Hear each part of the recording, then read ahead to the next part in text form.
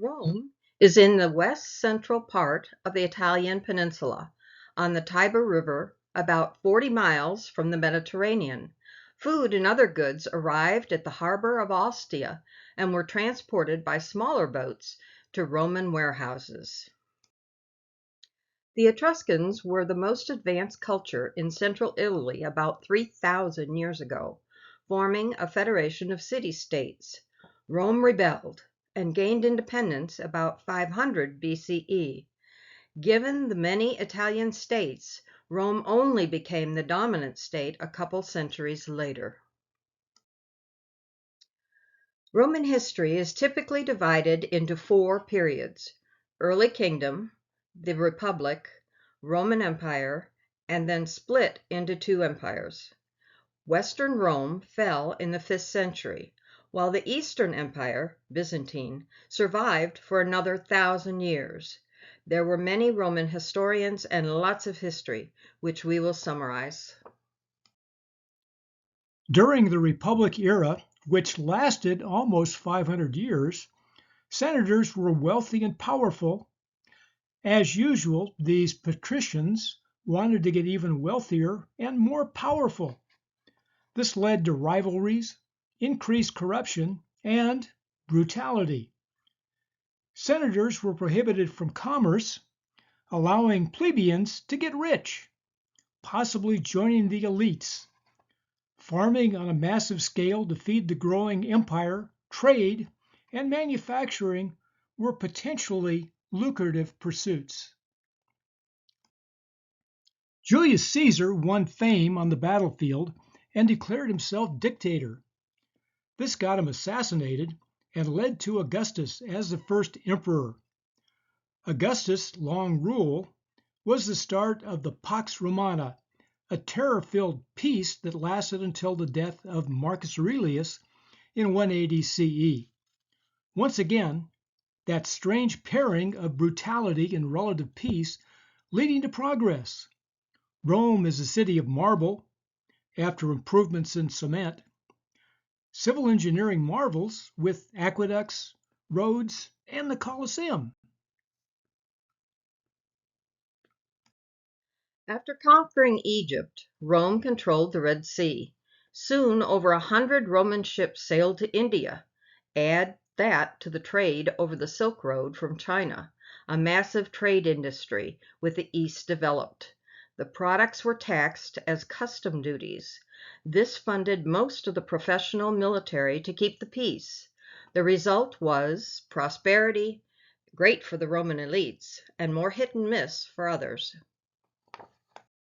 Start with Jesus, then Paul's insights on building Jesus-based communities celebrating the Christ. It was accepted by the Emperor Constantine in the 4th century, then made the official religion of the empire. As emperors lost territory and power, the Catholic Church increased its importance. With growing power came growing wealth to create the Vatican, then its own forms of brutality. Those branded heretics would not survive. Church teachings had less and less to do with the Sermon on the Mount. Luxury trade goods included cinnamon, pepper, and sugar. These were goods from India and southeastern Asia. The Arabs added frankincense and myrrh. Pepper was a particularly favorite spice in Rome. Goods from China made their way west across the gigantic Eurasian steppe, occupied by dozens of different groups that often despised each other, plus hostile environments. Traders figured out how to make a buck no matter what. Bribery, military escorts, smuggling were all fair game. The toga-wearing Roman patricians, which were used to hot, heavy wool, badly wanted silk. Apicius was a 1st century Roman gourmet. A cookbook attributed to him was likely compiled in the 5th century. It had 478 recipes, which included generous amounts of pepper, ginger, and other foreign spices. We'll be talking about cookbooks later. The Apicius cookbook had a recipe that looked suspiciously like a modern hamburger. A minced meat patty blended with crushed nuts and heavily spiced and cooked. Then check out the cooked dormice recipes. Yum! 3 meals a day were common even for peasants, starting with breakfast at dawn, and then a main meal at midday, and a light meal at nightfall. Porridge was common at breakfast and at lunch, perhaps with grapes or raisins. Well-watered, cheap wine would be as fancy as the peasants could afford. Homegrown vegetables would be seasonal, meat a luxury. The convivium was a banquet for the rich, without Socrates. Both men and women could be guests. The rich and ruthless would be on reclined seats, tables decorated with lavender and roses, flower petals scattered on the floor. There would be continuous food and wine, with quality based on guest status, and entertainment possibly going into the early morning. Food would be cut up as finger food, literally eaten with the fingers, with slaves washing the guests' hands. Guests might excuse themselves to visit the vomitorium, then return for more food. The legion's diet depended on grain, with cheese as a standard ration. Flatbreads and porridge were the simplest methods to prepare. Food beyond that depended on where they were stationed and what was available. Pork was a common meat, while mutton was the main ration in Britain and northern Gaul. Wine was usually provided with a quality based on rank. No doubt, pillaging brought the most variety.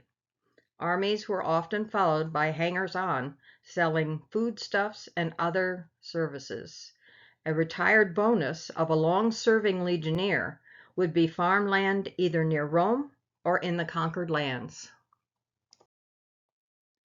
After the Pax Romana, chaos reigned as many emperors would be quickly exterminated, while invaders from Germany and beyond multiplied. The end came when Rome fell to the Goth Odoacer in 476, and the 15-year-old emperor was sent into early retirement. Europe was headed into chaos and the Middle Ages. Byzantium continued. It's back to the Fertile Crescent and its origins of livestock. The Eurasian steppe seemed to be the key, that 5,000-mile long stretch of temperate grasslands and savannas. Many animals were domesticated at or near Mesopotamia, beginning with sheep. Join us on our next video, Livestock, How and Why, on the Food History and Mystery.